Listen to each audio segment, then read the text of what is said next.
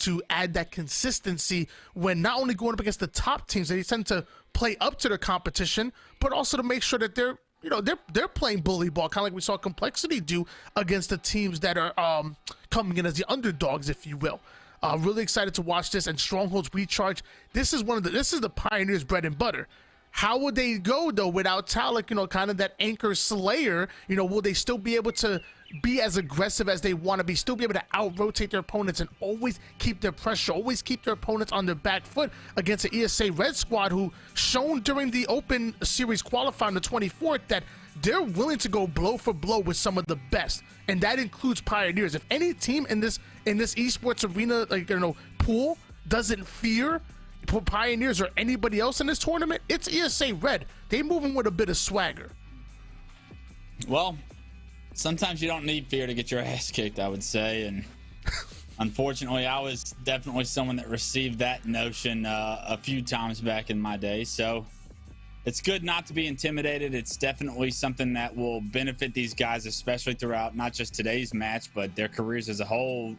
Making sure that you feel like you belong, that's step one. You got to believe it. You got to believe in yourself. So it's good that they've had some previous success, like you said, in the Open, but this is going to be another opportunity. Like I keep saying, they're going to play one of the best teams in the world right now. And although there's like a substitution and whatnot without Talik, that the rest of the pack and on the Pioneers, they know how to play Halo. They will get JK adopted very quickly. Like Squared was saying in the interview, talking about kind of a comment you made in that Shyway cast. It was a comment based on good players. They know how to play together, man. They see the situation. They know what the right play is. They know when to set the pace. They know when to play the objective. It's never a question of, can Snipe Down play the objective? No, Snipe Down is on the flag stand with all four dead. Hey, guess what? Snipe Down knows how to run a flag.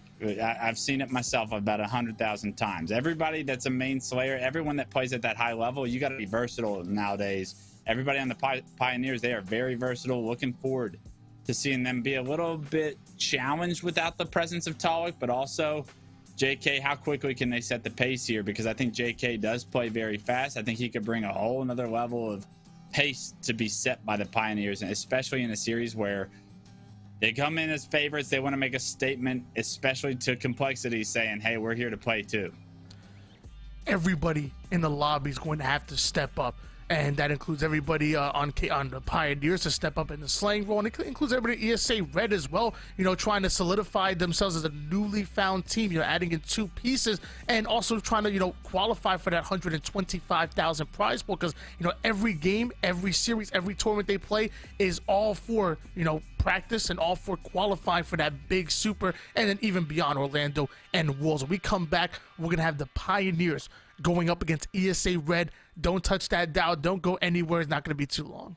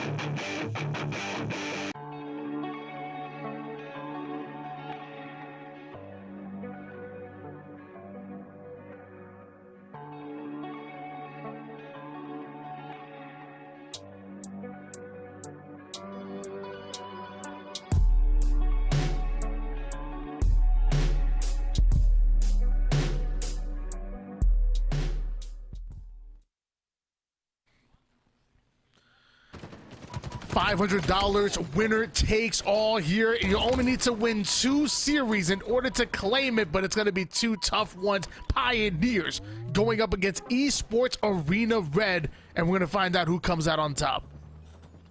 So far, so good for ESA Red. They're able to kick this one off with Slays in their favor. 6 to their name. Only 2 for the side of the Pioneers, but more importantly, the Pioneers are able to get early points. You would think ESA Red off that amount of kills would be able to have a strategy that got them in the lead. Unfortunately, they get wiped.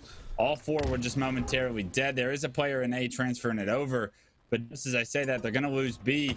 And even though they won the battle for Slays, Tony, the points that went in the hands of Pioneers, and that's got to worry you, at least as far as the starting strat is concerned, because you will never see that at high level Halo. The Pioneers' specialty, though, like they don't worry about the Slays. They out-rotate you. They get the timing right with those Slays, I guess, and it just happens to work. As Ikshana on screen, Combat evolving that sword over to him. His name actually refers to the word sight in Sanskrit, but it's not really. It's more of sight with your third eye. It's more of seeing things for what they really are and seeing through your opponent. We're gonna see if ESA Red can see through the Pioneer strategy. As of right now, it's not clearly working for them. They're actually down 44 points, 0 on the board. They need to see themselves into a stronghold after winning the battle for Slays. That's the first and foremost. But unfortunately, it's not going to happen today. The sword is coming in the hands of Soul Snipe there. He's able to find that first kill, and he says, thank you, ESA Red, for getting this combat evolved off spawn. When you lose it, you're going to pay for it. It's a double kill, killing spree for Soul Snipe, and they're going to try and push total control here shortly. Sword in hands of Soul Snipe, currently 7-3, and just making sure that nobody can push towards the A side of the map. Meanwhile, responding to callouts immediately, snaps onto that target, onto the top glass, but he has to be careful. His teammates 3 down, able to take down 1, but now Pioneers are dying staggeredly, and Esports Arena Red should be able to take advantage. Finally starting to what you would think was going to be a moment where they score their first point. Unfortunately, at that exact moment, C, it gets hopped into. Druck's able to transfer that over, but in the meantime, A also being transferred in the hands of ESA Red. They're able to flip A for C, and now they're going to start to finally put some points. You're able to showcase that you can slay with them. The objective should be coming a little bit easier. Let's see if they can hold this setup for a minute. Shauna on screen once again. His teammates do end up going 2 down. He does see Complexion pushing heavy toward the gold side. Able to take down Soul Snipe, but not able to get the kill onto Fluriously. Going in for the challenge. Excellent cleanup. And because of that, gonna earn himself a shock rifle. And watch out, he's looking to take some faces. So it is going to be Fluriously instead of King Nick. I know you probably said that, but I try to tune you out a lot of the time, Tony. So just half of the Pioneers roster represented here. Soul Snipe doing his part. JK was 7 behind him. But now Ikshana, shock rifle in hand, third eye. What can it foresee? Does it see a player walking through catwalk? No, he's going to spot a player on double stack. Can't quite hit the headshot, and those are shots you want to hit to create an advantage. But in the meantime, taking a look at the score, Tony, they're right back in this one. They're just down about 14 points here, and they have showed so far that they can dominate the map control. It's just a matter of will they control the strongholds during that period of time. JK and Fluriously, formerly of that Esports Arena Blue roster, also a part of that EMGG roster that made it into pro bracket back in Kansas City. So hopefully we can see them find some success here as Pioneers once again going 3 down and taking control as Esports Arena Red Stan Paradigm joining that double-digit club, 10-8 at the moment. Then they start to go down, can't find the kill, but makes some one shot. That's going to open up for Soul Snipe to pull off the double kill, and just like that, we have Pioneers back in the driver's seat. You talked about the history between maybe Soul Snipe and one of the players that's on ESA Red. Well, Soul Snipe, he's fired up for this one. 13 kills to his name. He's leading the lobby as of now, but unfortunately, as we kind of preluded into this series, Tony, I thought it was 3 members of Pioneers and JK as the 4th. When you only have 2 members from your team and you're working with 2 subs, it's a little bit different of a vibe. It's a little bit different of a notion. Maybe not everybody on the same page, and although you have a lot of talent, this is an opportunity for an upset, I would say, from ESA Red, and they're showing you why. As they get A and B controlled, they get a couple of kills. They're about to take the lead here in game 1. Yeah, I don't know if we call them a Pioneers right now. They're looking more like the Nears. You know, they're just half the roster we're seeing in 3 down, more than half the roster in the black screen. Ooh. Excellent shots out of too nice. Them shots looking too nice indeed. I knew that was coming. Taking out Soul Snipe and holding on to their lead is ESA Red as a fresh 3 down go to Pioneers. If you had the under in game 1 for why not to drop that, you're a winner here. Too nice with the shots, like you said. And I mean, individual fights go a long way, confidence-wise, pace-wise, control, obviously. But right now, ESA continues to stay in control. And although we saw Pioneers jump out to like a 60-point lead, it has been all ESA Reds ever since.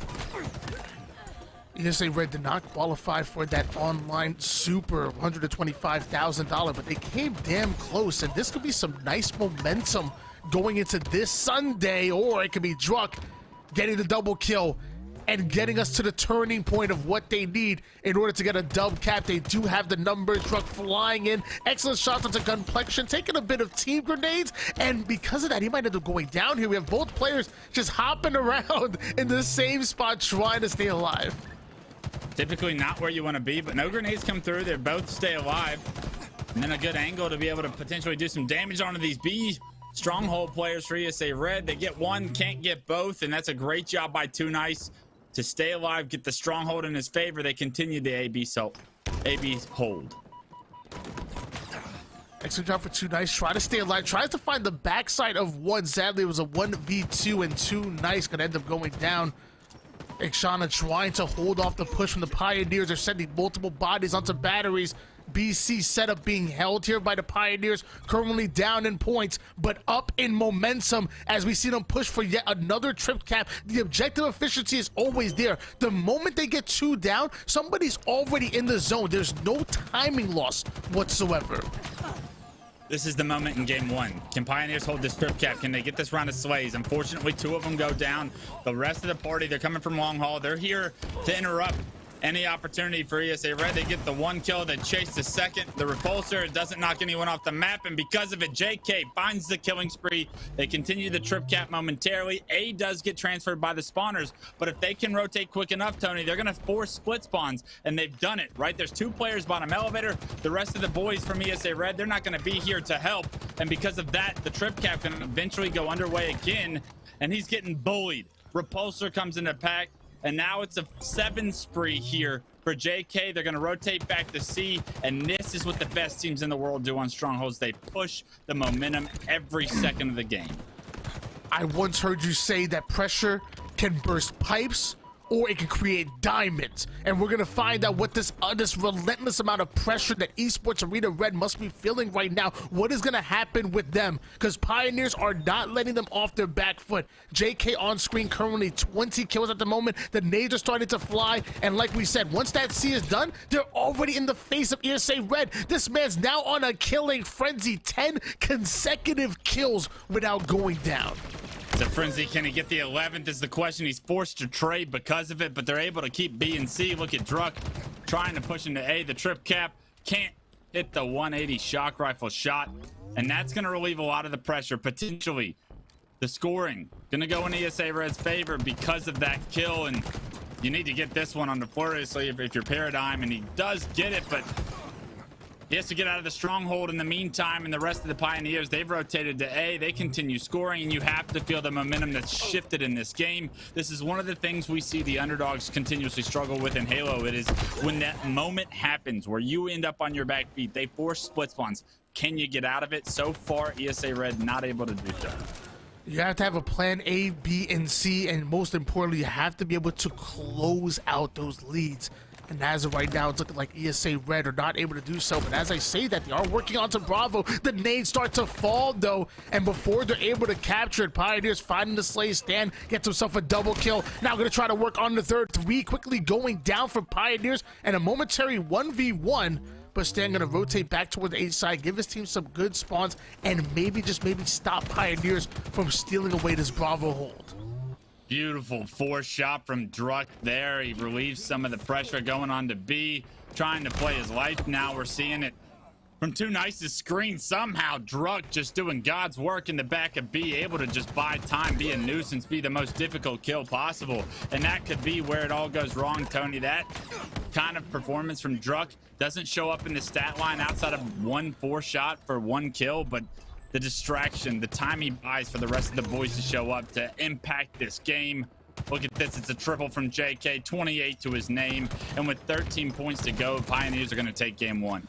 And although that impact isn't totally on the scoreboard, you can definitely feel it towards the game, the momentum shift in favor of the Pioneers. 240 points and counting as they work towards yet another double cap. And now all they have to do is secure A and B for just a few more seconds. And if that's it, ESA Red have to get desperate. You see one fly in, ends up going down. Complexion does have the sword, but it doesn't do much from the mid-range. The nades go in, 3 down, and that's gonna be it. 30 for JK, 21 for Soul Snipe. Druk with 18, and a very, very roller coaster of a game 1 here in this series. If that tells you anything about this series, Tony, it could be a long one, could be a great one, because ESA Red showed you at times in that game they have what it takes to compete against this roster of the Pioneers. But that being said, when it gets ugly, when the Pioneers get complete control, you got to find a way to get out of it quicker than that. I love my Esports Arena jersey. I have it on right now, but if I had a Pioneers underneath it, I'd pull this one off because, man, let me tell you, the Pioneers looking good and really snowballing onto ESA Red despite being down for quite a bit. And now we're going into live fire, which to me is another snowballing type map. When it goes downhill, it goes in favor of the most aggressive team, and in my opinion, that's the Pioneers. The moment they find those slays, the moment they find out where the spawns are coming from, they're not going to let up, especially with no objective in the way. At that point, their only objective is to grab power weapons and to use it against you. Yeah, you saw JK really start to heat up, using the momentum, using just map positioning and numbers in his team's favor to really push his slaying power and impact that first game. Live Fire Slayers will be one of those games where you need to control the power up and the S7, and if you're not able to do so, that momentum can heavily swing into a team's favor. I also thought that JK coming into this series, very individual skill player, plays very quickly. How is he going to match up with such talent alongside him like Soul Snipe and Druk? Well, it seems like he's able to play off those guys so well. Yeah. A very incredible performance from him. Furiously, maybe not the strongest statistical performance in that game, but for JK to pop off like he did, you got to be doing something right. Everyone has to be clicking in order for someone to drop 30 like that. Yes, he's got to be playing at an all-star level, but the people around him need to be supporting him, creating chaos, dealing damage to make the kills easier, maybe taking presence and prioritization and positioning over JK to allow him to maybe pick up a few kills and get that ball rolling downhill. And that was a successful formula from there. ESA Red, I want to see, and a Slayer, it's much easier to do because the objective is slays, but with the early control that you thought ESA Red would have had that game, pretty disappointed with the amount of score that they were able to add up while they were outslaying at such a heavy volume. Fortunately for them, game 2, like I said, it's a Slayer, and if you're slaying at a heavy volume, you're probably winning the game at a very high level unless you're falling off the map shortly after. So we'll see how they kick this one off. Unfortunately, 3 immediately to go down, make it a 4th on the side of ESA Red, Tony, and this overshield could mean the Pioneers getting an early lead. JK and Fluency have been teaming together for quite some time, you know, from Esports Arena Blue to EMGG to even recently as The Breach, finishing just one placing behind qualifying for that $125,000 tournament and one of the favorites to make it into pool play as they look to gain some momentum here. JK already starting 3-1, even chuck up an assist to go along with it, add his 4th to the board, and the only players that can stop him are his teammates chucking nades at him. Yeah, and nobody for ESA Red checks bottom middle, and JK, he doesn't stop at all, right? His pedal to the metal just runs down bottom middle, even if he gets hit by a team nade. Because they don't check bottom middle, JK able to not only get his shield back, but advance on the map as well. And ESA Red gonna be kicking themselves when they rewatch this broadcast and understand that, hey, JK was looking to press us at all times, even at the point where he risked his life, but we didn't check brute door. So just small things like that have to be done in order for ESA Red to compete at a higher level here. against this Pioneers roster. Right now, 14-8, not necessarily a blowout, not over yet by any means. But when JK is getting away with stuff, when people are able to press you on the map with positioning that quickly, and you're not punishing mistakes like that to be made, there's opportunity left on the table. 15-10 lead in favor of the Pioneers, and you know, you bring up something, you bring up the pressure that Pioneers play with, because we know how aggressive a team they are. If you're ESA Red, how do you counter this strategy of the Pioneers always holding forward, always holding on to that W key, and always putting on your back foot? How do you counter this pressure that Pioneers are able to create? Yeah, I wish there was an easy answer. Unfortunately, there's not. You got to figure out a way to get some stronger positions to predictive nades. Grenades in Halo Infinite are so strong. You got to figure out a way to expect that level of pressure from that direction, and then in order to position yourself where you're ready to win the gunfight when it comes. Because guess what? Pioneers, they're coming. A great job by ESA Red so far throughout this mid-game performance in order to balance the swings, the momentum they're dealing with. Complexion under heavy fire. You're seeing JK right off spawn flying towards green. Maybe doesn't fly into green for that kill, but that kind of stuff, that level of expectation, hey, these guys do not respect us to the form where they're going to start flying at us. We can take advantage of us, and in all honesty, Tony, it gets solved with getting the first pick. You get numbers, guess what? They're going to be a lot more passive. They're going to be a lot more hesitant to push that recklessly the next time around. Soul Snipe currently 10-4 on his birthday. I did a quick interview with him with the beautiful no scope, and I challenged him. I said, Soul Snipe, I'm challenging you to start to value your life a little bit more, because when Soul Snipe using his movement to stay alive, he's one of the toughest players to deal with, almost bound like with his creativity. ESA Red able to claw the way back into this game, but if everyone in the Pioneers can value their life the way Soul Snipe has been, those stats are going to quickly go back in favor of the boys in red.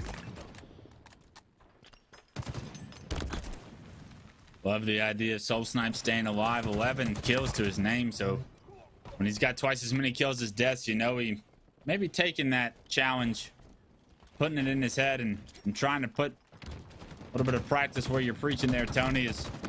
He's having a lot of success so far in the series. Started game one off very well until JK took over, and looks like it may be the Soul Snipe game. You remember 12-5-7 as this one does cross the 30 kill mark. That being said, ESA Red, Stan Paradigm, he's done a phenomenal job to keep his team in this game. They've got overshield in hand, a couple of players towards tower, and they expect to flank the pressure. It gets cut in half. Unfortunately, the bridge players, they come out in success. 4 dead for ESA Red, and the Pioneers, even though they lose that first kill, they have the rest of the pack there to get the kills they need to push the lead back up to 4. And that's kind of like where the cookie crumbles, Tony. You can expect the flank from one, but the 2 elbow players you didn't, and because of it, you're kicking yourself once again. 25 of the team's 37 kills coming between Soul Snipe and JK. They're just too much to deal with for Esports Arena Red, as we're on board now with Complexion. Finding a couple of shots up to Furiously, high IQ to play his life, try to stay alive, taking a bit of team damage though. Luckily, they find the slay onto Soul Snipe. Him and Stan Paradigm working a nice little duo. They often play at each other's house, so you'll see them screen peeking and feeding that information to each other, both verbally and non-verbally. Maybe that's the level of dualship they need to come back in this game, because ESA Red were momentarily able to tie things up. Momentarily. 41-42 now. Trey going in the favor of the Pioneers here. Overshield in 25 seconds, and both teams competing for this ground right now. These are such crucial engagements. Paradigm with a phenomenal nade to create what would have been an opportunity and an opening to advance towards that overshield, but Akshana, he kind of recklessly dies to a grenade. Complexion, he gets taken down. Soul Snipe presses his advantage, and now they have overshield control in their hands. Snipe's coming up in 5 seconds. It's in the guy's gamer tag, Tony. You know he's going to get a kill if he picks this thing up.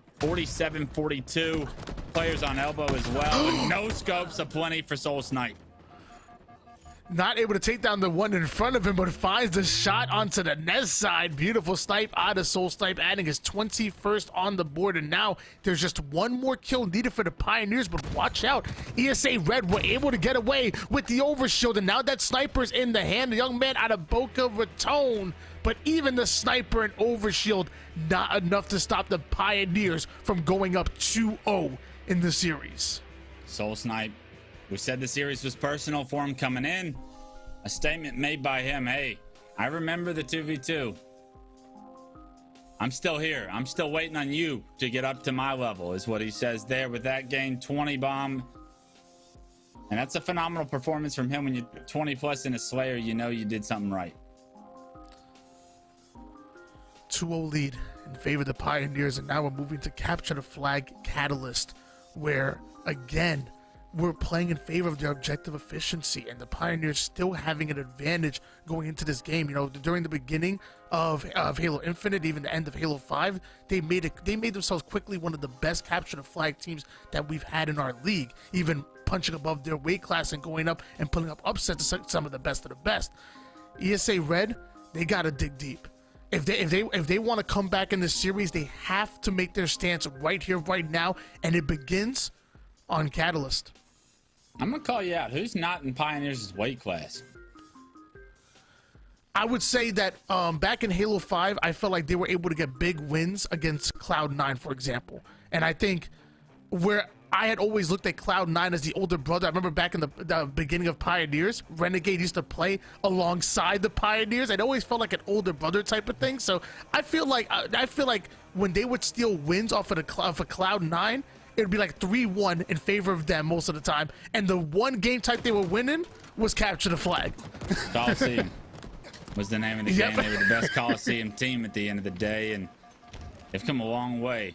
Like you said, the Pioneers, they've come from the Esports Arena tournaments, and that's what ESA Red, ESA Blue, those players on that team, that's what they want for their careers, right? They want to be the Pioneers next year, because the Pioneers, they're performing at majors the way they want to. Maybe not with the exact placings, the expectations to win the whole thing.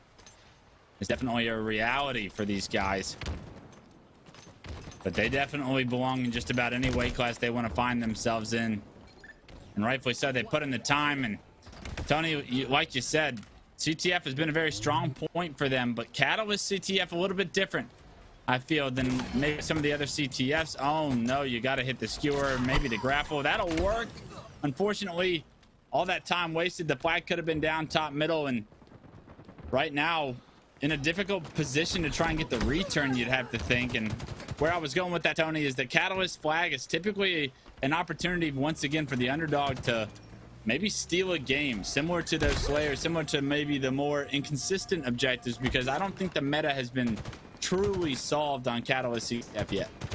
The meta still being defined right now, but ESA Red defining the pace of this game as they move in for the return once again, putting Pioneers momentarily 3 down. Pioneers will come off a spawn, and Soul Snipe will go right back to it. That's an 8-second nap for him, as Gunplex doing a great job of not only putting down damage but staying alive, buying enough time for the rest of his team to come off the spawn and to catch up. The push from ESA Red might not be stopped here. We've seen an aggressive ESA Red so far throughout this game. Overshot's coming up though, and it's in the hands of Soul Snipe off screen, and what that usually means is Pioneers are going to have a nice push in front of them. They're able to get a couple of kills, clear out the right side of the map, and we're going to see what they choose to do here. Now, Skewer, overshield in the hands of Soul Snipe. He wants to press this power increase. Mr. Soul Sniper, Mr. Soul Skewer? Skewer? Mr. Soul Skew. I knew you Mr. Flag Runner is going to move that flag over towards the mid side. Still having a bit of overshield to work with, but not having the numbers. So going to back down, wait till they get the slays, and then relay this flag forward. That's how powerful some of these flag runs are. There's so many ways you can go with it. And now Pioneers going 2 down. So do ESA Red, the third one going to fall. And now Soul Snipe will be the final player alive, having so much in his hands. Mr. Steal Your Flag. Zixana able to get around the corner. It's going to be a stalemate for just a second. It's a 3v3 situation, and I can't even get done saying that as last guy alive is Stan Paradigm. You see Druck's going to be above him. This is a massive play that Paradigm needs to make here in order to deny this return, at least buy some time for the rest of the boys to show up. But Druck hits him with a phenomenal nade, gets the return, and that's going to be the Pioneers taking a 1-0 lead. Love the plays out of Pioneers. They can't waste any time whatsoever. They have to watch for the counter pulls that might be coming in from ESA Red. Gunplexion finding the kill onto one, but Ikshana will end up going down. Now we're seeing Paradigm trying his best to stop the push. Excellent grenades to deny access, but eventually he will go down. And now Furiously, not only dangerous with the BR, but having the grapple, things might not be looking good for ESA Red. Not looking good right now, and this is one of those moments where they got to get a kill they probably shouldn't get, right? They got to make a play. Someone's got to step up. Someone's got to hit some shots. Win a 1v1. Overshield's coming up. Your flag is being pulled. You're coming off respawn. Can you make a play to keep this at a 1-0 lead? And unfortunately, sometimes the answer is no. Are they going to allow the opportunity for that play to be made on the side of Pioneers is another question. 3 go down in the kill feed as this flag is cruising into the finish line. It's a 2-0 lead for the Pioneers, and they're showing you a little bit of that CTF expertise just within the 2 members that remain on the roster. And at the same time as that flag cap goes in, the ESA Red end up going 3 down, so there's no chance of a counter pull. In fact, they're right back on the defensive end, now trying to clear Pioneers out of their base once again here. And there's another flag pull going in favor of the Pioneers. ESA Red are being overwhelmed at the moment. They have to deal with the slays, they have to deal with these flag pulls, and everything is happening all at once. And this is just the pace of the game being too much for them right now, and it happens even amongst the best. Sometimes Cloud9 can just hit a level of power curve where they have positioning, weapons, whatever it might be that even Sentinels struggle with. I mean, everybody at the highest level can push these advantages. We're seeing the advantages just be pushed so far in the direction of the Pioneers right now. ESA have to find a way to get some slays. Map control is the name of the game right now. You got to slow the pace down, control it yourself. And unfortunately, JK, he's just found this flow.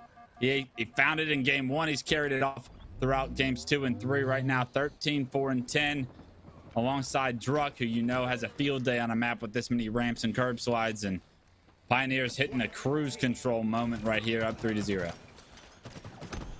ESA Red are fighting for their tournament lives here, down 0-3 in this game number 3. Pioneers trying to pull off the sweep and to go up against Complexity for that $500 prize pool. On board now with JK, 14 kills, 10 deaths.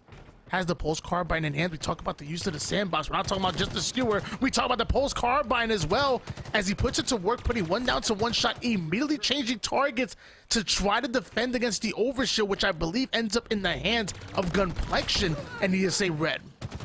3 players to take down JK. It's pretty much what it takes. One having an overshield, and this is the first real opportunity for ESA Red to get in there, get some slays, and maybe a flag pull to make this one just a 2-cap game. Unfortunately, on the other side of the map, Flurry, he's overextended. He's going to play that stalemate type of a game. He's going to have the flag on the move, and if they can't dink down Fluriously, he's going to make this very difficult of a flag to try and get on the move for ESA Red. And unfortunately, none of the slays even go their way. Even with overshield, Tony, ESA Red couldn't break into the base, and now Pioneers are on the doorsteps of punching a 4th flag in. Well, luckily ESA Red overextended. They're able to take them down, and now working on the return at the same time, a counter pull showing some life is ESA Red here. Now the question is, can they capitalize on it? Because now you're seeing members of Pioneers start to extend themselves. And of course, his Soul Snipe, the king of overextents onto the CTF, gets the flag off. Gonna work on a couple of grenades as he has 3 players in front of them. Repulses them all back, throwing off the timing. A curveball being thrown by Soul Snipe as he's denying access from ESA Red without firing a single shot. Yeah, just delaying the advancement of that flag. All 3 of those players being forced back, and look at what it's done. It's created the chance for the rest of the boys to get in there, get some kills, and they get traded out. But right now, Tony, with 4 minutes and 18 seconds left on the clock, Pioneers are up 3-0. It's a flag stalemate situation, and the longer this flag goes unreturned on the side of ESA Red, the clock starts to become a factor, and you have to start wondering, are we even going to have time for caps 2 and 3? It's going to be tough. Well, with Pioneers, they end up going 3 down, all 4 going down. That's going to be a return, and it should be a capture going in favor of ESA Red. And with that capture, look at that. Ready, no timing loss whatsoever. Gunplexion now relaying a flag again. You were worried about time being a factor in this one, but ESA Red are answering well. We might see back-to-back caps within a minute on the board. Flag coming in. Gunplexion looking to make this a one-cap game, the double cap. Realistic opportunity here, but you got to get a couple more kills. Unfortunately, the sword, it doesn't come through. Floriously finds the biggest double of the series so far. And not only that, they're going to get the return, the potential flag on the move, block some spawns for him. That's JK's job here. And now if they can stop over extenders, they're going to push this back to a 3-cap. There is one player that was able to extend over, so they must have to deal with him too. Nice, able to find the kill onto one. JK now firing a couple warning shots onto the opposing members. Gunplexion taking down one, but JK ends up taking down Stan. Now the question is, can he get the grab on this as he's taking some heavy damage? The double kill onto two. Nice, but the sword player is going to come in to stabilize. ESA Red are not giving up on this cap just yet. They can't give up on it. Tournament lives on the line. They got to find a way to stop it. Gunplexion, they know where he is. They know he has sword. Not going to give him the chance. Great shots once again from Flores. He lands the double, and it's up to Paradigm to try and stop this one. He gets the first, can't quite get the second, and I believe that's going to do it. That's going to be the fourth flag getting punched in, creating the 3-cap difference. And with 2 minutes and 15 on the clock, Pioneers are able to focus on defense from here on out. A big cap going in favor of the Pioneers as Gunplexion going to send Soul Snipe to the sky, soaring up, able to get the kill. His 22nd on the board. ESA Red are still finding slays though, and I don't want to say it's over just yet for them. I mean, it's going to be tough. It's improbable, but it's certainly not impossible for ESA Red at this point. But they have to start despeраting for some of these flags. They have to start finding these pulls earlier than getting the slays, and here we go. Hopefully those slays start to come because that flag is moving forward and Pioneers are still 4 up on the map. Yeah, technically it's not impossible, but someone's got to get some kills, and that's something they haven't been able to do really as of yet. And this overshield's immediately drained. Soul Snipe doing so much damage right there, even pulling the flag, just being a nuisance. The amount of presence he's creating has allowed the rest of the boys from the Pioneers to find their opportunity. Skewer in hand. Is it a twofer? No, the double kill comes through. Can he get the trip? He does it. Furiously, 3 more big ones to his name, 23 on the board. And if you were wondering why they used Furiously as a sub for today's tournament, you found out in this game. Came in as a sub. He trying to play like a starter though over here. He playing for a contract right now as JK pushing that flag through. It's going to be the 5th and final flag. Overshoots it just a bit, but that's going to be a 5-1 finish and a 3-0 series win for the Pioneers.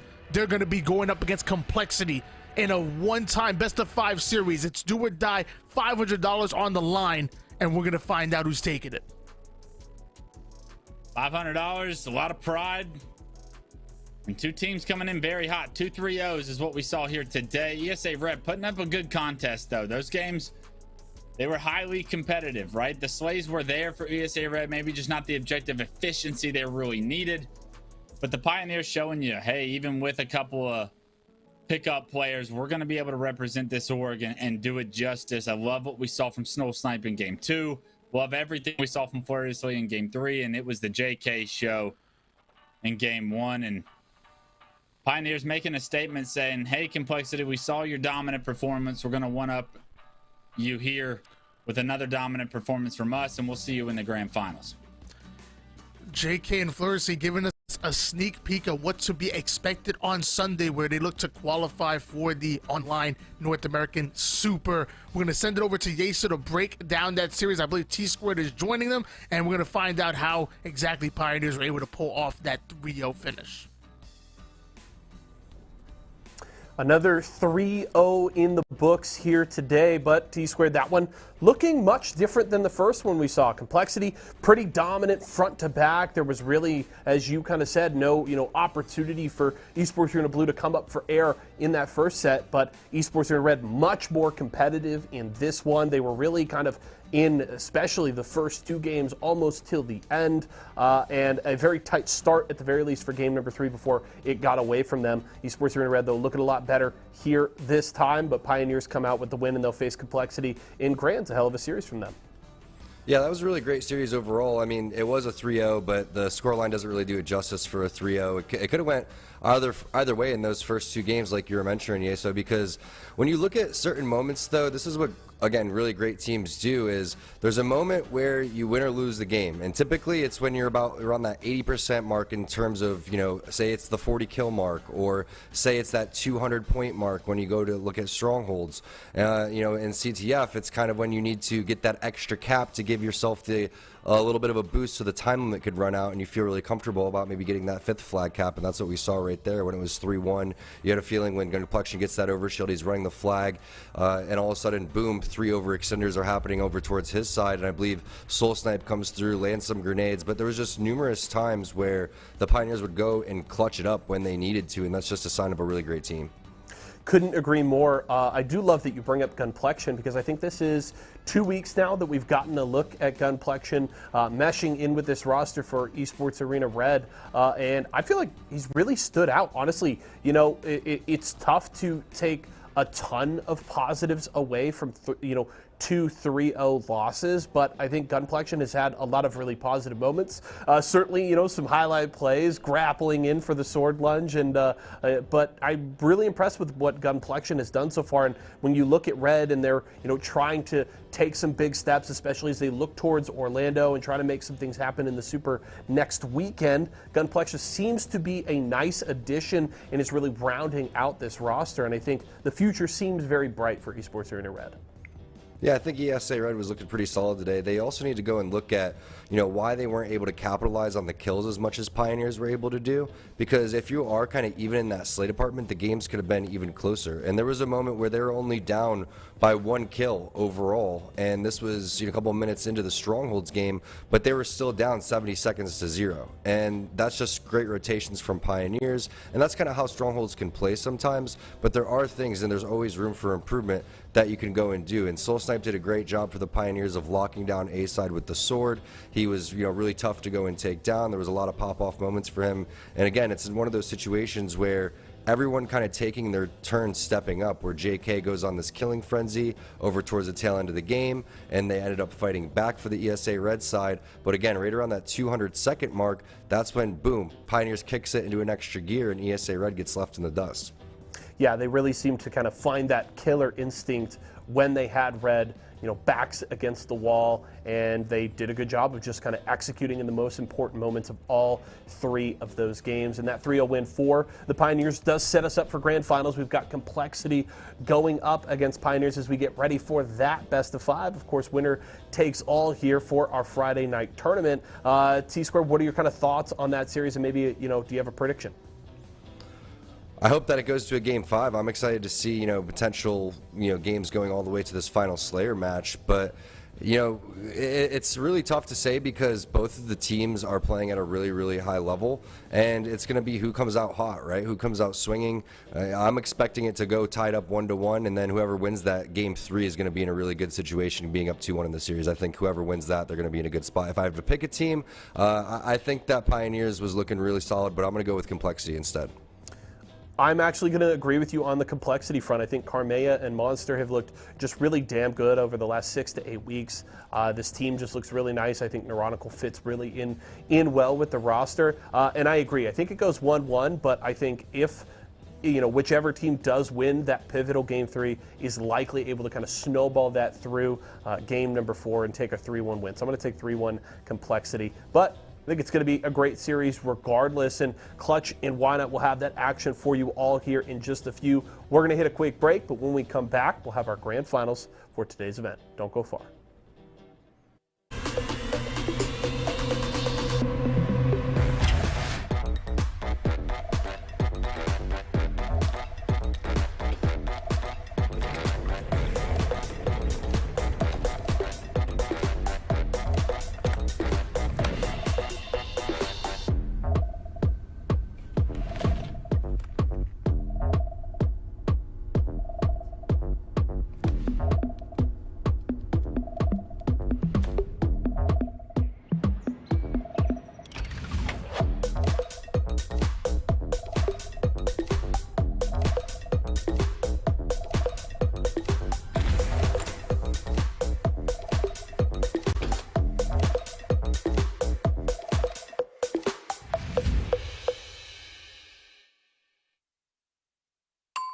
Tyson boneless buffalo bites have that tasty kick of flavor, so they're perfect for any get-together. If there are any left when your guests arrive. Tyson Anytizers Chicken. More kicks of flavor, more smiling snackers, more to love. Tyson.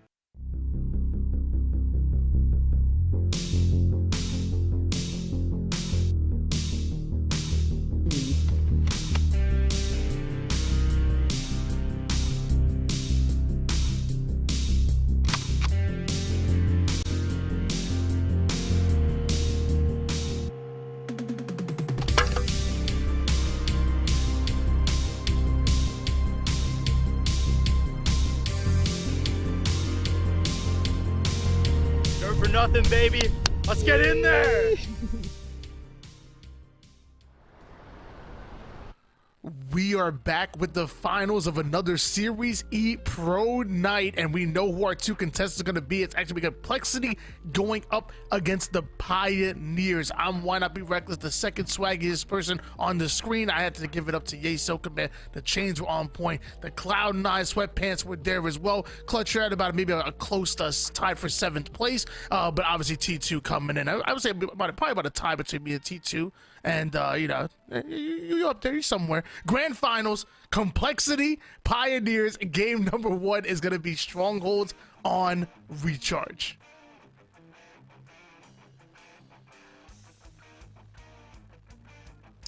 You're... Okay, I'm sorry. I'm just messing with you. Once again, every time you do this from now on, I'm just going to put you in pure silence. I'm going to put you in timeout. There's going to be that 10-second spiel where you have to sit there and think about what you just said. So fair. That's what's your timeout. All right, let's get some grand finals underway. Tony, we got, like you said, Complexity on one side, an absolute powerhouse from the looks of it. Young guns trying to prove themselves, a lot of success online versus makeshift Pioneer squad. Coming into this one, Tony, who do you favor? And you can't answer that after Vetra does this, because I have to be inclined to go with the boy that hasn't missed all day, putting together a highlight reel for us early and often. Vetra, he's got 3 to his name, finally gets shut down, but damage has been done.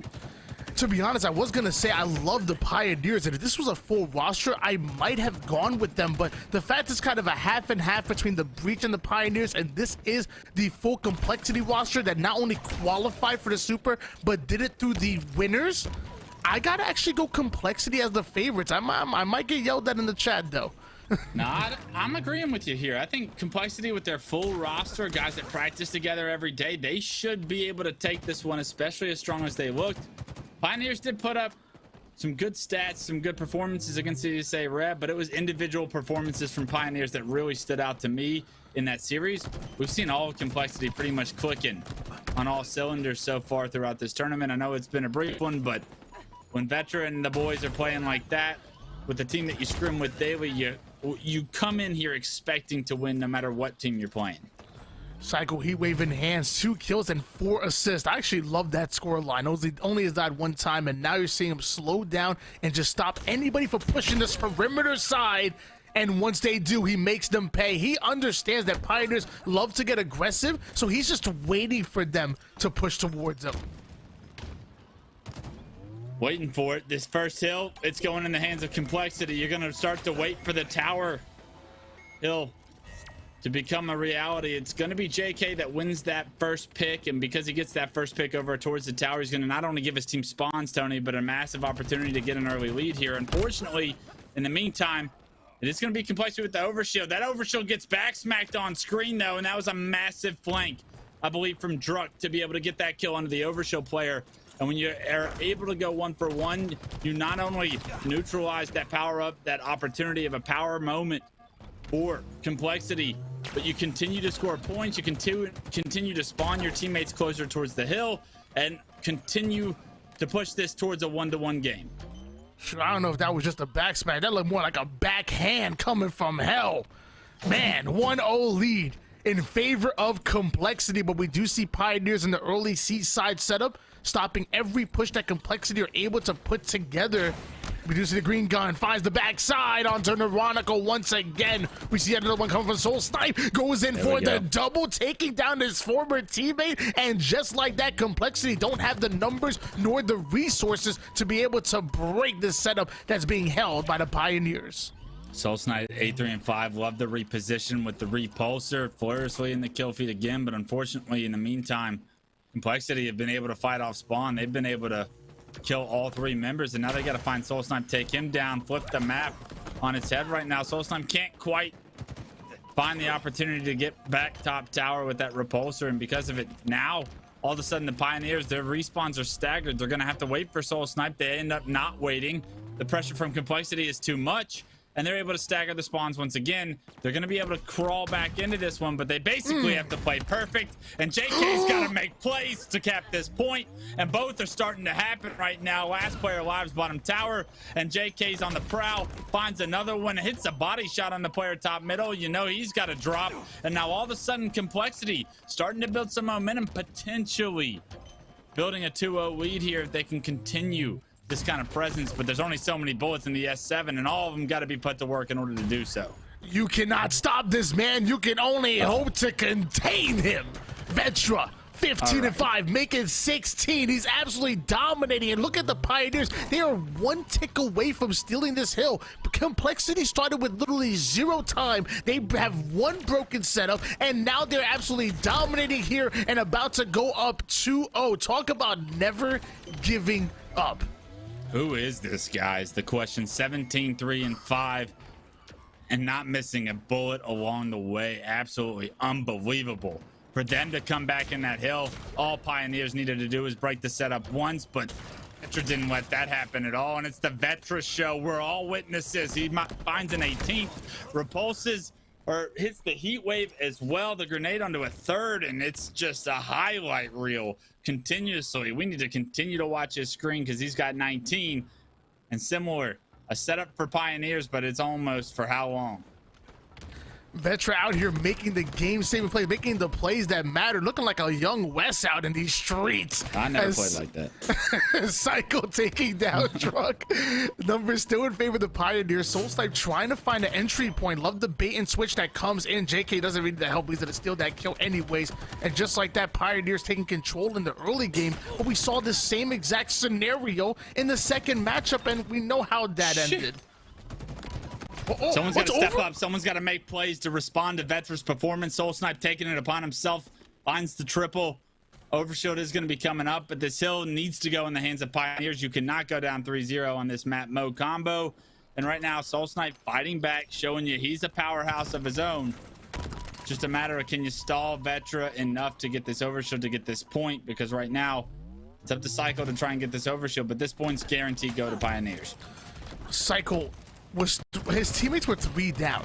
How does Cycle end up with this overshield right now? Obviously, ends up getting melted, but that should have definitely gone in favor of the Pioneers right there. Either way, a little 3v3 scenario. Finally, Pioneers find themselves on the board, but they still have a little bit of a mountain to climb here because, yeah, just because you take 1 doesn't mean you can take 2, especially when Monster sniping the soul of young Michael. Body's a player in house as well, and not typically the most ideal positioning for the S7 to be in the hill here on this overshield, but head on a swivel. The small lacrosse coach used to always say, let's see what he can do. Unfortunately, just too many angles to deal with, and that's what I was alluding to. You don't want that S7 in that hill. You want to be able to get top tower, maybe support the objective player, but unfortunately, Monster going to end up making that poor decision, and all of a sudden the Pioneers, they recapture positioning, and they may be able to tie this game up. This is the opportunity that the Pioneers were looking. We're seeing multiple players ratting it out, waiting for Complexity to extend. Monster, though, able to find the Soul Snipe in the corner. And love this play by Fluriously to stay alive. Ultimately, they're sacrificing a bit of hill time, but with him staying alive, he's buying enough time for his teammates to come off the spawn and maybe push back onto Complexity, who are not fully in their setup. It's a great flank. I love that play by him. Although it took a little long, it ends up working out. It's a killing spree, and now look at this. He's able to impact the rest of the fight. Last player alive. He's in the hill. Slight work of Monster right there. JK finds a double in the kill feed. And now Pioneers, moments away, maybe 1 round of slays away from tying this game up. What was looking so promising from Complexity 2 hills ago. Fleury yelling slight work and then telling the rest of his team to deal with the light work coming in. More slays going in favor of the Pioneers. They're just taking turns at this point. JK whipping out the assault rifle. 36 bullets of pure skill gap. Not able to get the kill though, as Druck gonna have to come in for the cleanup. Either way, the Pioneers able to steal their second hill, and they're already getting set up for the third. Yeah, massive rotation. This hill is going to be a tough one for both teams. This top middle hill is so difficult to try and gain a significant amount of time. But guess what? Top tower, it's the place you want to be. And Druck, he's relocated there knowing that this is the powerhouse position. Unfortunately, he's not able to get there in time before not only the Cats make a mess, but Complexity makes a mess of the rest of their setup, as they lose multiple members and they eventually are able to take him down. A good job by Pioneers to know what to do, but you need to be a little bit quicker in order to do it. Love the scoreline by Solstheim. Not only 22 kills, but 11 assists to go along with it. But participated in 33 kills. By far the most on the map right now. And while that, he's also gaining some valuable hill time, but he is going to be taken down. Druck looking for the slay onto the tower side. Love the use of the heat wave, but not only is that player playing the heat wave off the map, he played Druck off the map with that repulse. Neuronica is going to take JK down as well. That's a big one. A quick scope from Vetra, and oh no, when it rains, it pours. And when Vetra finds the snipe, typically ends up in the heads of the enemy team. Pioneers are going to have a tough time breaking this one. In another situation, Tony, where I think you take the time to get out of the hill with snipe, right? Like, with how good Vetra is playing, with how dominant the S7 can be from a top tower position, you got to find a way to just give up the few seconds of hill time. Unfortunately, Vetra making a bit of a rookie mistake there, loses his life with that snipe, and we'll see if he pays for it. Well, he was able to come off a spawn and take down Druck, so not that sniper being used as bait, it seems like. Nobody able to get a hold of it just yet, but like you said, it's the difference maker, and Monster has it in his hands. We're gonna find out if the Pioneers can answer back with this cap, and they're not gonna be able to do so. They're able to find one pick, but the third capture going in favor of Complexity, and now Pioneers really not only playing against the scoreboard, but also playing against the timer at this point. And an overshield player in this hands of Cycle right now. He's already made his way to green. He's got a couple of players to deal with. Unfortunately, doesn't quite see JK on the POV there, and because of it, JK is going to remove that overshield player from the map. A massive play from JK to keep his team in this one. Finds a third as well on a Monster, and you have to think that's what Pioneers need in order to get a good chunk of this hill in their favor, but unfortunately just too much pressure from the Complexity respawners. As Druck does get his shield back eventually, it was difficult for him to do so, and somehow that shot connects because he hit a body there as well. I believe he does. Druck saying back up as more hill time goes in the Pioneers' favor. Gonna trade out that empty sniper for a BR, but still has that heat wave in the back pocket. Does Druck. This can be used for any push that Complexity tried to formulate here. Love his ability to not only stay alive, but to continue to be a nuisance on the thorn in the side of Complexity. As we do see that capture come in, we were tied up at 3 apiece. At this point, 1 minute and 21 seconds for either one of these squads to capture a fourth and final hill. Fourth and final hill. It comes down to this. If you wonder if this series is going the distance, game one seems pretty promising. Back and forth, these two teams have gained a lead, tied the lead, and now Pioneers trying to figure out a way to, for the first time here in game one, not only get the lead, but secure the W. This battle at tower is so important, and Druck staying alive is even more important of a factor in that being a reality for the Pioneers, but the jump is expected, and Complexity get a few slays in their favor. Overshield coming up, and this one could be big, Tony. Overshield might go in the hands of Neuronica. Never mind, he gets peeled from across the map. Fleury finding a kill as well, and just like that, Pioneers have broken through the defensive Complexity, continuously putting them on respawn, and the comeback might just be real. As the Pioneers are approaching the halfway point in the zone, Complexity must be feeling the pressure. Yeah, Soul Snipe, it's too quiet for him. He gets out of hill. He kind of understands that, hey, there's a lot of players that are probably coming from elbow, back tower, maybe doing the jump on the side of the tower, and wisely gets out of the hill. Unfortunately, they lose 2 members anyways. Complexity, they overtake the tower, and although Druck gets away with snipe, gives up positioning the hill, and maybe the lead in this fourth and final hill, the seventh and final hill, this fourth potential point, I should say. And unless Druck does some work with the snipe, this is going to be a difficult one for the Pioneers to break. He can't do it. He gets taken down. Complexity of numbers, and now it's up to Furiously to try and make a play. He gets one. Gets taken down though in Complexity. They're going to get tower spawns. They're going to get in the hill. They're going to take the lead here, and the Pioneers are going to be pressed for time to get back. Pioneers are going to have to break this set of Complexity. Pulled off a full wipe. We do see the double push coming from the Nest side. Soul Snipe able to find the pick onto one. Druck going to follow it up. So 3 out of 4 members will end up going down for Complexity. No. Psycho answers back with a double kill, but Furiously remains in the hill, the only player alive on the map, and that is such valuable time coming in. Monster extending for 1, but they need to get this man out of the tower side. Chase him down. Get off my lawn, says Monster. This battle couldn't be more chaotic, but it's going to go in the hands of Complexity. They get 3 dead. Furiously was the first kill. He's coming off respawn. And look at this. This is going to be it, Tony. The Complexity roster has done it. They have taken game 1. And what was such an up and down affair the entire way through, it was always Complexity playing from a tied position or the lead. It's only right that they find a way to end it on a high note. And Complexity now take the lead in this grand finals 1-0. That game was about as consistent as a roller coaster, and Complexity did have the ultimate response to be able to answer back, despite the fact that Pioneers were looking so good in the Slays department towards the end game. Complexity knew what they had to do. At that point, it was all about execution, and that's exactly what they did. They executed the Pioneers towards that end game to end game number 1. I'm a firm believer in momentum. Complexity now have control in the series. Going into game number 2, I'm feeling good if I'm Complexity. Wes, how do you feel? Yeah, I think this series could really go the distance. I know Squared alluded to it earlier, and these two teams, they seem to be both playing at a very high level. Individuals are starting to step up and make plays across the board, but Catalyst Slayer, it's a difficult one to call, more of a coin toss for me. It could go either way. If you're Pioneers, you definitely don't want to go down 2-0. I mean, that's as obvious as Tony's. I was going to say something probably inappropriate broadcast, but I'll keep it off. Yeah, that's right. Yeah, you keep it to yourself. You keep it to yourself. I'll take the high road. I'll keep it for you in person. That being said, Complexity, you know how bad they want this. It's their full roster. They may have more of an opportunity here in game 2 with like the new map mode Catalyst that plays very odd.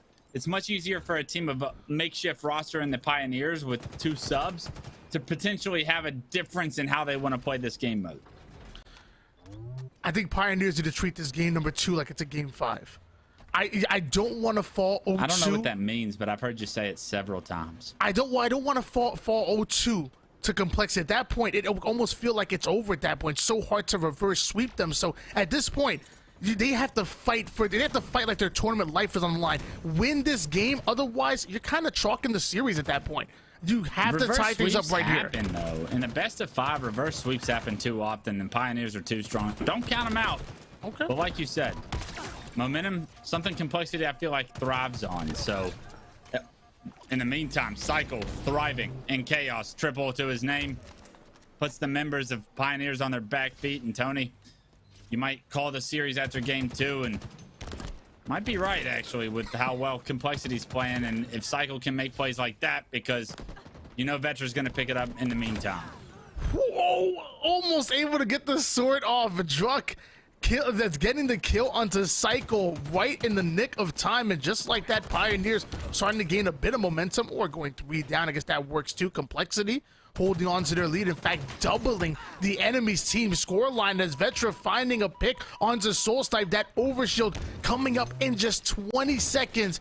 Complexity can use this to add to their lead, or maybe the Pioneers can use it to come back in this game and hopefully the series. Complexity have the position. You can see Pioneers trying to push out of the base, trying to create some space, but Cycle shutting them down again, finds a double in the feed. Another kill from Vetra's point of view is potentially going to award complexity what you would think is overshield control. Someone's got to go for it though, and unfortunately it's actually a Pioneers player off respawn that goes for it first. JK, he gets melted though. Wow, look at these slays. Complexity actually no intention of going for that overshield, kind of just baiting it, and the Pioneers are feeling this game slip through their hands, so they're forcing your hand going for it. Beautifully done by Complexity, and that's what I'm talking about, a difference in strategy. What one team thinks they're going for the overshield, the other team has an understanding we are baiting this overshield with map control for free kills, and Complexity puts that strategy perfectly into place. And now all of a sudden, look at the score, Tony. It's a 12 kill difference, 23-11. I'm really impressed with Complexity's ability to understand how to play the space here on Catalyst. It's such a new map, and well, you kind of mentioned before, we're still trying to define the meta here. Complexity know exactly what they're looking to accomplish here. They know what the game plan is, and I'm really loving it. On board now with Furiously. Gonna try to advance forward, work a little 1-2 combo with the Druk, maybe a bit of bait and switch, having 3 players in front of him, make it 4, because all of Complexity are now surrounding the red side. It looks like the Slay does go in favor of Pioneers, and just like that, the response, the recovery out of the Pioneers to get them 3 out of 4 down is gonna bring them within 9 kills. It's the thing, Tony. Complexity's built such a significant lead. They're able to have that happen to him, to have that set of slays go against them, still have that 9 kill lead to play around, still have this advantage. And as long as they're able to figure out a way to stop this momentum, make sure it doesn't get out of hand, they've done their job, right? The Slayer, it should be over in the side of Complexity. 9 kills, not easy to make up. Make it 10. Complexity somehow figuring out a way to just trade damage out to efficiently get a few kills back in their favor. And with Overshield coming up again, I'd love to see Complexity run it back. The strategy of not going for it, let's just bait it with a little bit of map control that we have. But this time around, Pioneer's going to have a lot more map control to play around. And potentially, if they can get this Overshield in a safe spot and still intact, this is how Pioneers get back into it. Like the Golden State Warriors in their prime, Complexity looking to dominate the third quarters right now. Trying to bring us into the end game, trying to put this out of reach. But Furiously grab and holds of that overshield, ends up getting the pop, does have 2 players in front of him. The damage does end up coming in. And just like that, Furiously not able to get the value that he wanted to get from that overshield. 2 quickly go down for the Pioneers, and Complexity fastly approaching that 40 kill mark, which I consider the 4th quarter. Yeah, they're playing so well right now, almost defining what it means to play great Halo on a map like Catalyst Slayer. But the Golden State Warriors comment, Tony, you do stuff like that in the middle of games that we're gonna have to have a conversation.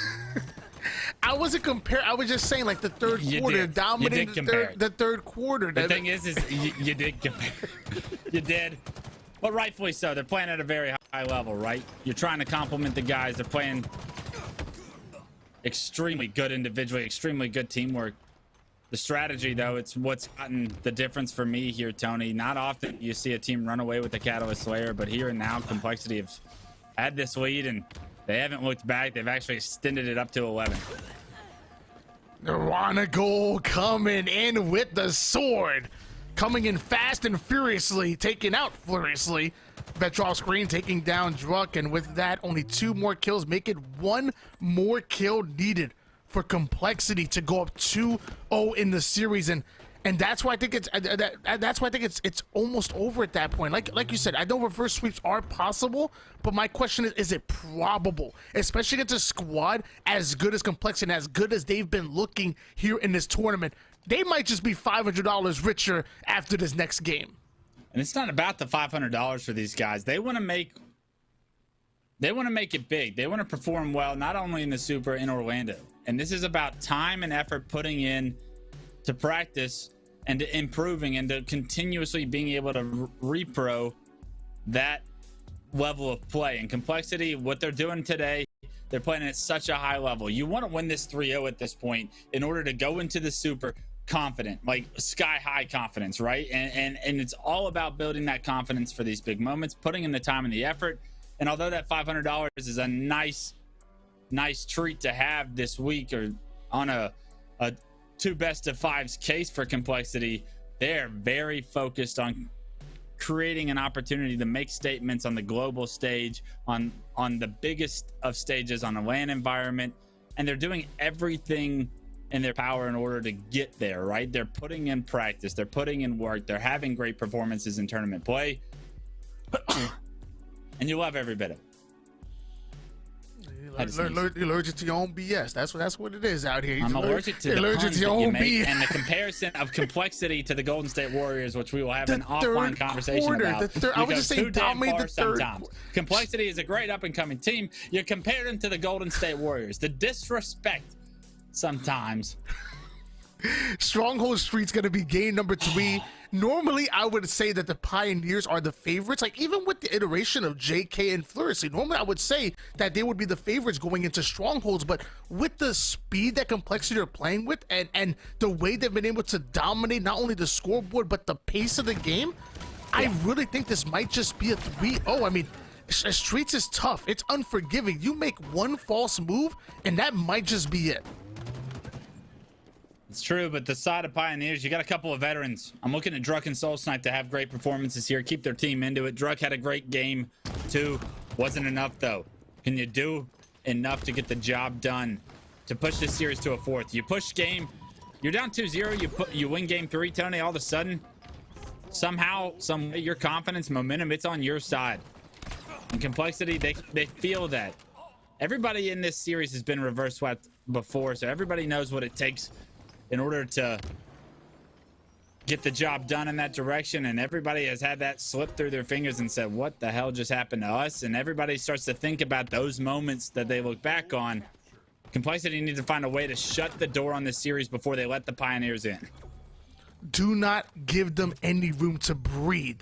Should be running through Complexity at the moment, and looks like they had a momentary lead, but Pioneers have stolen that double cap, and with that, now the lead goes in favor. The tides are being turned, going toward the Pioneers, furiously able to find the pick onto Vetra, and just like that, they're waiting for Complexity to push. We're seeing a patient Pioneers right now here in the Strongholds, which I'm not used to seeing. I'm a little bit surprised. JK able to find the kill onto Neuronical, and now you're seeing Complexity start to die staggeringly, start to die one at a time on their way to pushing towards these zones.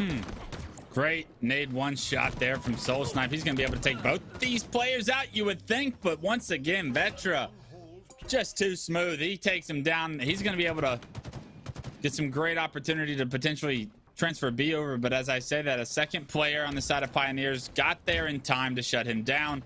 Pioneers jump out to an early lead, and if it is going to be a game type that probably gets the Pioneers back into this one, it is going to be probably a Strongholds, I would think. And they've started this one off doing everything right. This set of rockets is important for them to get, though. Well, Monster's able to steal those rockets away, goes down to one shot, not able to fire off that second one. Soul Snipe going to be the final player alive, 8 seconds. He goes to the respawn screen as all 4 members momentarily going down for the Pioneers. Complexity look to take advantage of it, stealing away Bravo. Pioneers work the out rotate onto the A side, but looks like Complexity are perfectly fine with working subway. But here comes the Pioneers once again. Pioneers, name of the game is pace. They're setting it. A big kill from Druck to finish off the damage from the rest of the players that pushed in. You know they want to transfer B into their favor. They're going to force the cafe spawns as well. So although they're going to lose A here momentarily, you can bet your last dollar, Tony, that they're going to transfer over B, and they're going to look to try and be aggressive if they get the first pick. And the sun will not come out tomorrow for the Pioneers if they're not able to win this matchup here. It will be a 3-0 finish for Complexity, but looks like they're well aware of what's on the line, as we do see Vetra breaking through over toward the B side. The Pioneers having the lead, but Complexity are looking to change the course. Fleury ends up going down. Soul Snipe gonna join him, and that's 3/4 of the team of the Pioneers, who now have to are forced to reset. Unbelievable flank from Vetra there. Just slows any opportunity that we would have seen as far as a push is concerned from the Pioneers. And now all of a sudden, AMB in the favor of Complexity. They're starting to score. How long can they hold it?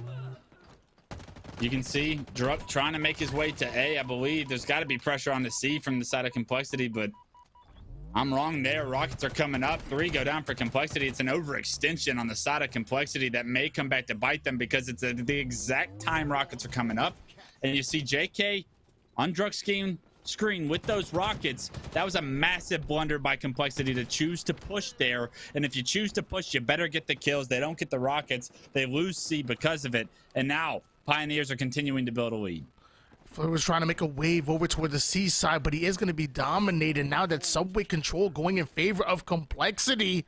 Half the team does end up going down. Druck going to try to find an angle to find a desperate pick that they need because they're dying left and right. The assault rifle does end up coming out. And once again, the Pioneers getting wiped. Complexity finding the picks that they need. And because of that, they're going to earn themselves a trip cap. They may be down in the score line, but the momentum is in their favor. The energy is at an all-time high. Complexity might be able to come back and steal the lead. Slow it down, give up A. You do not have the numbers to compete for it right now. You need to get your shield back if you're Vetra. Oh, doesn't even matter. No shield, no problem. He finds a way to find the kill onto Soul Snipe through the gap into tires from the pillars. And Vetra trying to be aggressive there. Maybe an overextension, but if he doesn't get that kill onto Soul Snipe, we're looking at Pioneers once again swinging momentum in their favor off another failed push from Complexity, but Vetra bails him out.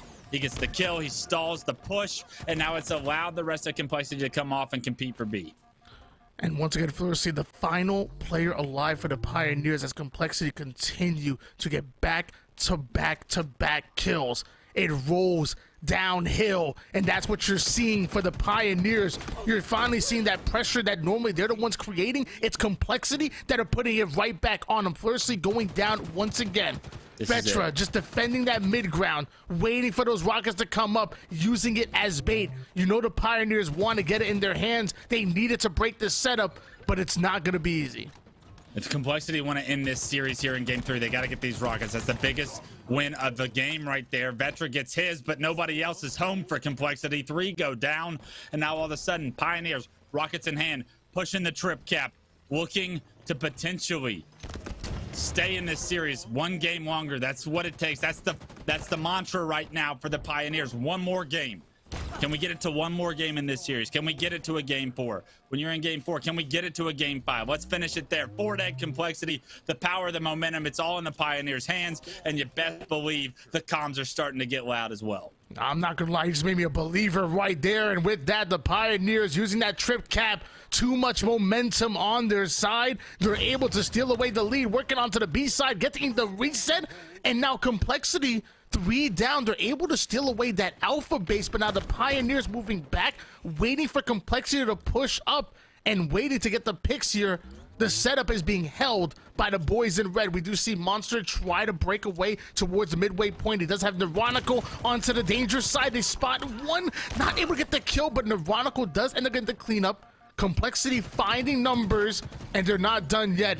3 down go the Pioneers, and back in the driver's seat is Complexity. What a play by Monster on screen. Didn't get a kill, but what he did was get a guy to no shield with the heat wave, stayed alive, hits the slide bottom middle, and if he doesn't hit that slide, I guarantee you that player running upstairs takes the time to shoot back at him. But because he hits that slide the way he does, he hits an angle so fast that that player can't track him, doesn't really understand that that Monster was no shield, gets great damage onto him, transfers C in the meantime. So Monster doing absolutely nothing in the statistical category, but making an absolute monster of a play there, getting control back in Complexity's favor, and what a better time to do so because rockets are coming up. It's plays like that that don't show up on the stat sheet, but they can win you games as Pioneers move into the double cap. Vetra getting a double kill onto the feed. Monster finding the 3rd. And once again, numbers in favor of Complexity. They're taking advantage of every single mistake that Pioneers are making. And because of that, they now have the lead and yet another double cap. And we are fastly approaching that 200-point mark. Let's see what Monster has to do for us. Knows that there's a player in arcade, just finds himself in a Pioneer sandwich. It's going to end up being the first kill. A second one goes in the Pioneers' favor as well. And Neuronical has a lot of responsibility here to try and get a kill. Fortunately, he's got Psycho with him. He's got the Bulldog in his back pocket, and those are easy kills for him to pick up. Now that he had a couple of teammates deal some damage, he's able to prioritize the kills. And this is going to be it, Tony. Complexity with map control, with B in their favor, going to transfer over A, and I love this by Neuronical. He's going to predict that one player to spawn in PD. That player gets out, although he takes damage, no one else is going to spawn with him, and Complexity should have been able to get that kill. Unfortunately, they weren't able to, and all of a sudden it's going to make it a much more difficult situation for Neuronical here. Bulldog in the hands of Neuronical, trying to make a play with it, not in the proper range. Is Druck gonna make him pay? On board now with Monster, able to put up 20 kills so far, working onto the seaside. Once again, Complexity still away one, but Pioneers working on out-rotating, overextending. But now the double push out of Complexity. Half the team of Pioneers end up going down. Complexity working on B, and Monster working on the pressure. Coming to the tires, finds the back smack. Pioneers going 3 down, and Complexity putting in the work. 4 dead, forcing a split spawn as well. The first one spawns Cafe. Good pressure by Monster with the slide again. Movement coming into play once again. Blocks the spawns. Nobody else is Cafe, and because of that, they're going to have an advantage. They're going to have A, they're going to have B. They're going to have moments away from taking this series 3-0. They get Rockets as well. He gets taken down momentarily, but Monster's positioned perfectly to relay that one like a baton in a race. He's going to be able to pick up those Rockets, start his version of the sprint, finds one, finds a double, rotates to B, and now it's a trip cap for Complexity to end potentially the entire grand finals. 3 down go Pioneers, trip cap in favor of Complexity. That might just be the nail in the coffin as we see one try to extend towards the A side. He's gonna be cut short, and there's just not enough time to work with. Complexity 3-0ing the Pioneers. What an unbelievable performance from Complexity. And I know that this is a makeshift Pioneers roster. Only a couple of guys from the OG roster that we'll be seeing next Sunday compete in the Super. But this should show you that Complexity can play with a lot of talented players, because there was a lot of talent on that Pioneers roster here today. And Complexity still came to play, still played good textbook foundational decision-making Halo. And typically when you see the guys on the roster of Complexity, we've been preaching these guys for a couple years now towards the end of Halo 5 and up and into Infinite, right? Like, hey, they got skill. When will they learn how to play Force? When will they learn how to rotate correctly? When will they learn how to prioritize passive versus aggressiveness versus objective play versus when do I let it go and slay? You're starting to see those decision makings come alive. You're starting to see small things like the movement skill gap give them opportunity to create separation in the positions of advantage. And a few times there, I pointed them out. Monster hits these slides, and like these slides are like just like shyway joke videos on YouTube where I'm like, you'll like these don't really like impact the game unless you're doing it with the decision making behind it. And when you're understanding that this is my opportunity to push the pedal to the metal and then you hit the slide, that's the moment where it actually comes into like a production value for your team. You're seeing that out of those players, the Vetras of the world, the Monsters of the world. Like, they're doing that in the right moments, and that is something that will never show up in the stat category, that you only literally have to understand why it worked in order to like understand how important it was that this happened in this moment. Big things from Complexity all series long, big moments from Complexity that show you they're starting to catch on. True Halo IQ isn't defined based on your knowledge of the tech, but more your understanding on how, when to use it. And as of right there, we saw Complexity just put it all together. And like you said before, we've seen the talent for so long, but now it's starting to come together. And when you have 4 individually talented players that are just playing the game on a fundamental level like we're seeing, you have a team that is ready to contend with some of the best of the best. There's a reason why they made it through the winners bracket to qualify for the Super. Again, through that winners bracket, we're talking about upsetting the likes of Fnatic, SSG, that team with Envoy and Tony, crowd pleasers with Kratos. Like, they upset a lot of squads to make it through the winners bracket, and it's because they are the real deal. Wes, it was an absolute honor. Love the Esports Arena, what they do. $1,000 tournaments every single Monday. If you guys want to get involved, those are open tournaments. Anybody can get along. On Monday night, you guys, you'll find me and Wes probably this Monday casting once again. On Fridays, these are invitation only. $500, nice and quick, single elimination, winner takes all. You may not be able to participate as a player, but I certainly love viewing it. Wes, we went back and forward for quite a bit, but you know I love working with you. I see you, I want to say like an older brother, but it's more of, I would say, a great grandfather, I would say. It's like a great an adopted son from a foreign country that's 18 years old and like doesn't listen to a word you say. Doesn't respect you at all. That's my relationship with you. I love you like that. Well, I do respect that. You're a national champion and national treasure that we have in our scene. Clutch, do you have any final words for the audience at all? No, it was great to once again be a part of the ESA broadcast, man. It feels like it's been forever.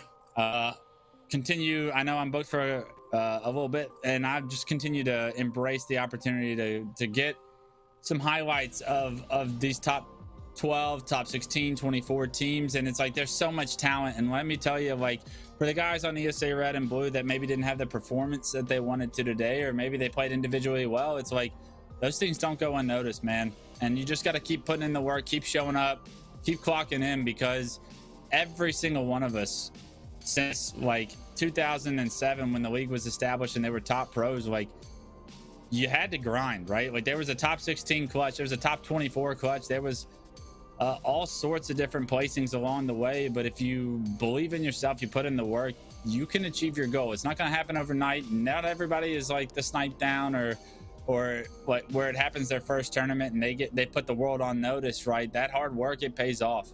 It's a matter of just continuing to learn from your opportunities. I think ESA Blue and ESA Red, they had opportunities today to learn.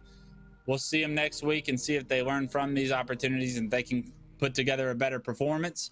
As far as complexity is concerned, looking forward to seeing you guys next week, that's for sure. And then on the side of Pioneers, I mean, Druk, Soul Snipe, it's always love with you guys. Looking forward to the showcase that you guys are going to put on. And then JK, Vetra, gloriously as well. You guys came out, you did your thing, and it was a pleasure to cast over you. Looking forward to seeing your young careers prosper. Well, the same way that there was a top amateur clutch, a top pro clutch, and even a national champion, there was a Tony. That's pretty much it. There was a Tony at some point. There was a Tony, and there was also an amazing audience that we have here. Thank you guys so much for watching. It's been absolutely incredible. Thank the competitors as well for putting in a massive amount of work and putting on a show for us. And also the same way that our pretty faces are in the forefront, there's plenty of ugly faces in the background that are making this tournament run. So big shout out to Esports Arena and everybody on the production side. We're gonna send it over to Yeso and T Squared to close out the show. Man, the grandfather crack and clutch, the ugly faces behind the scene. Tony chose violence here on this Friday afternoon. We're back here in the studio. I got T Squared with me. Tom, feel free, take your victory lap. You called complexity correctly there. They looked damn good in that series. Yeah, I just wonder when those two are going to just get over and kiss already. Honestly, the Right? the bromance is real. When's the wedding and where is it? I'll be in attendance for sure. But complexity just dominated. They did a really great job. But really, when you looked at Vetra coming over towards that hill, over towards Tower side, and when you only had a sliver for Pioneers to get, and he locks that down, that had to be a little bit demoralizing, but more or less a huge confidence booster for complexity. They had to get fired up from that. If you don't do that, you end up losing that game, and you don't even know what happens once you're down 1-0 anyway. So I look at really the whole turning point of this. There's so many different turning points, but you have to give it to that little moment right there over towards the Tower side. That was huge. Yeah, it definitely feels like the point that you made about KCP after the first series we saw from them talking about, hitting those important point thresholds and then being clutch when it matters most, having that kind of killer instinct to finish those games. And we didn't really have to see that from complexity in their first series. As we talked about, they were kind of able to breeze through that one, take early leads and just ride that to the finish. This one was much closer, and it felt like they came in with that killer instinct there, and it felt like every time KCP tried to make it close, tried to get over that final hurdle, complexity was right there to lock things down, make the right play, settle the series down, and it just turned into an impressive series here. And I mean, this is a complexity team where when you're talking about the upper echelon in competitive Halo, FaZe Clan, Cloud9, Sentinels, Optic, a lot of these names come to mind, and Complexity is outside of that conversation, but they are very, very quickly coming into the conversation of one of those teams that can be that real big threat outside of that S tier. They feel like they're starting to become a team that can compete with almost anybody on any given day, and I think it's going to make them incredibly dangerous going into the Super next weekend, and it's going to make things really fun come Orlando. Yeah, they have to just keep building confidence, and this is a great way to do it, whether that's practicing scrims, doing the ESA, tournaments, whether it's Series E or whether it's, Open Day or Pro Day, just putting in work constantly. And that's how you're going to be able to build that confidence, and you're going to have to outwork these other teams. That's why they were able to get to that point. They've been teams for quite some time, so if you have a little bit of a new roster, you need to just continually put in that work, gain that confidence, and showcase what you're made of. And this is a great step right there. I mean, just to win the way that they did, not dropping a single game today, back-to-back 3-0s, and now they can just go and focus on even improving more after this. They can go and watch the VODs, watch the theater, and see exactly what they did right, what they did wrong.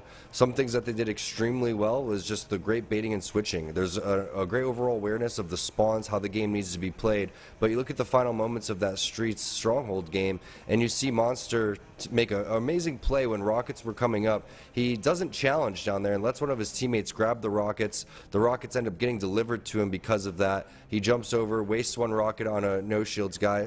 Not that big of a deal. Shoots another rocket over towards B. Yeah, he doesn't get the kill. But again, it's just these things that, Wes and Tony were talking about that aren't really necessarily showing up on the stat sheet.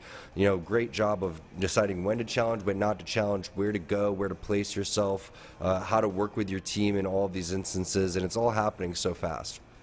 Yeah, the teamwork and the skill definitely on display there for Complexity in that series as they take the 3-0 win over the Pioneers. They take a nice $500 home today, as well as the title for our Pro Night champions here at the end of Intel Week.